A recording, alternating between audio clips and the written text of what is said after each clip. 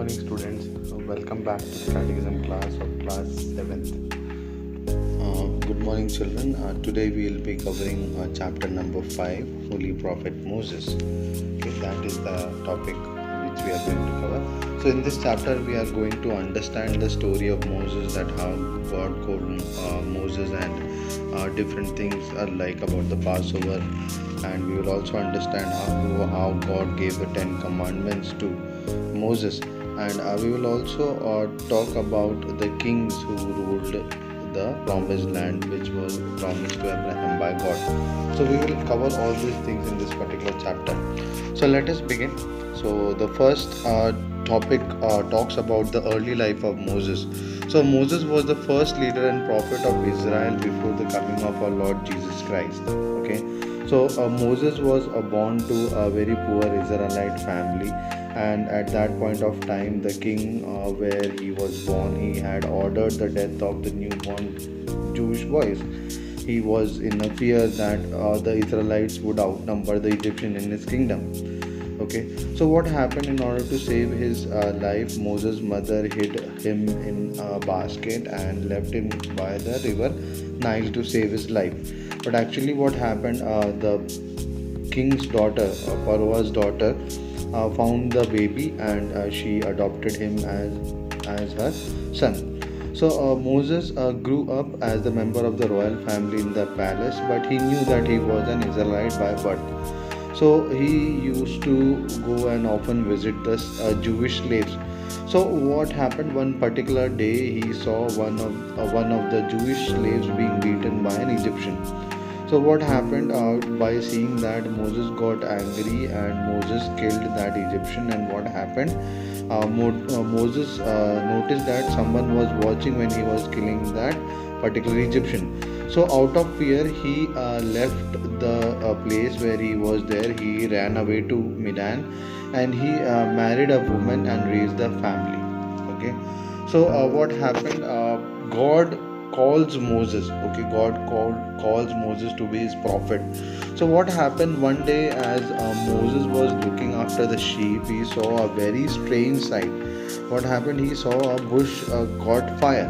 Okay, so God appeared to Moses in a burning bush and told him to return to Egypt in order to deliver the Jews from their slavery.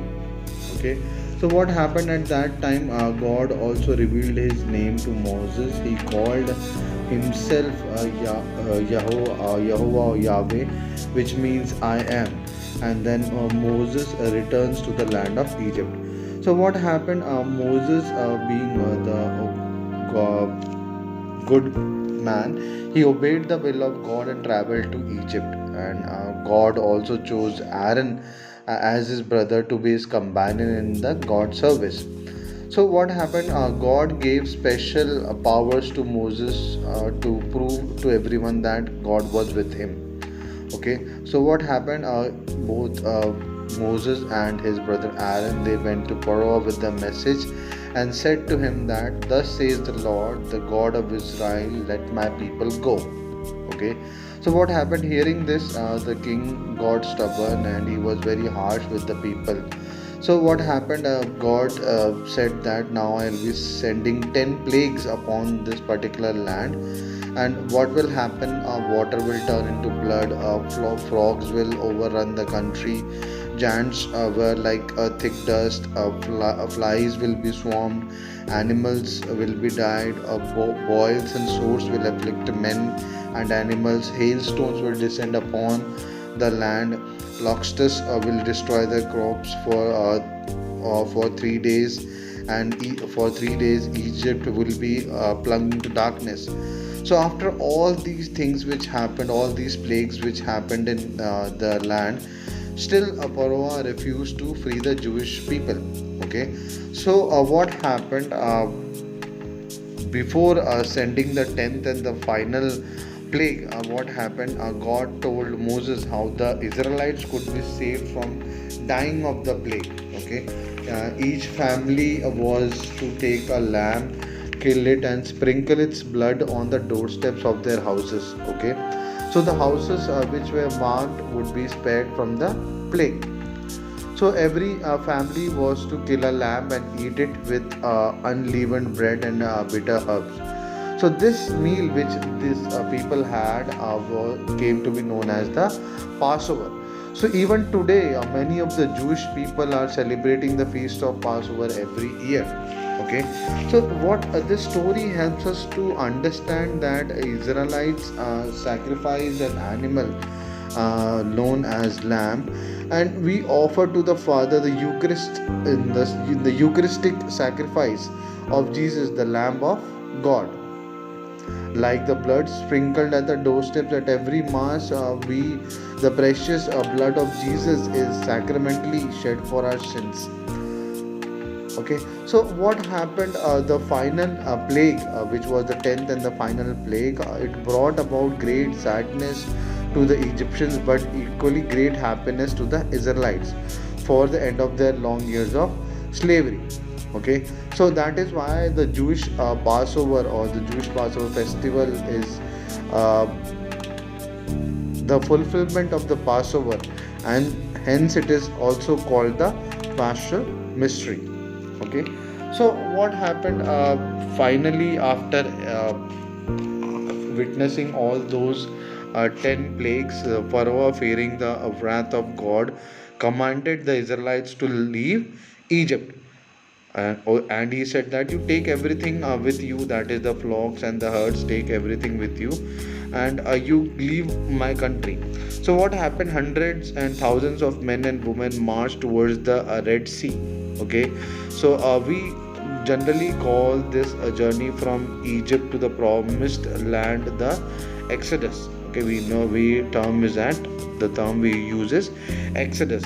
So what happened when all the men and women and with their flocks, when they were moving towards the Red Sea, Pharaoh changed his mind. He decided to send his army to force them to come back to the land. So what happened when the people they saw the Egyptian chariots and horsemen catching up to them, the Israelites started panicking. Okay, and but God talked through Moses. Okay, and Moses was able to calm down the people by telling them to stand still and see the salvation of the Lord. So what happened when the army was coming and there was no way, because in the front of them there was the sea and the back there were the army of Pharaoh. So what happened? God made a path right through the Red Sea. Okay, in this you can see that image that God told Moses to raise his staff, and as Moses did so, God made a path through the Red Sea. So Moses and Israelites were able to cross the Red Sea. Okay, so Egyptian also followed with their horses and chariots, but as the waves came down, the waves killed all of them. So what happened? Slowly and steadily they started walking. Okay, so what happened after some days in the desert, when food and water was very scarce, the people they complained to Moses that God have to hear our cries and he has to give us some nourishment. Okay, so what happened? God helped Moses to give them bread from heaven, which is called manna, and water they got from the rocks. So this manna which they got from heaven, from the heavenly intervention, it prefigures the Holy Eucharist, the heavenly bread of life. Okay, so what happened when the Israelites reached Mount Sinai? God called Moses to the top of the mountain and he gave him the 10 commandments, which is called the law. So what happened? While Moses was away conversing with God, the people grew weary and began to make their own god. They melted all their jewelry and made an idol and began to worship it. They committed the sin of idolatry, not adultery, idolatry. Moses was furious and reminded people about God's covenant. The people started repenting and they promised to obey God. So what happened? Moses went up to Mount Sinai and he sought after God's forgiveness. So what happened when God forgave the mankind? God renewed his covenant with his people. Okay, the promise which God has made, he renewed his covenant with the people and asked them to build a special container called the Ark of the Covenant, in which the tablets of the law will be kept. So they carried this particular container with them as they journeyed to the promised land. Okay, I hope you are able to understand till here. So now let us move on to the next topic, that Israelites enter the promised land. Okay, so what happened after 40 years of traveling? After 40 years of traveling, the Israelites, they reached the promised land. But actually Moses was not allowed to enter the promised land because he was forbidden, because he had once during these 40 years doubted the power of God and had committed sin.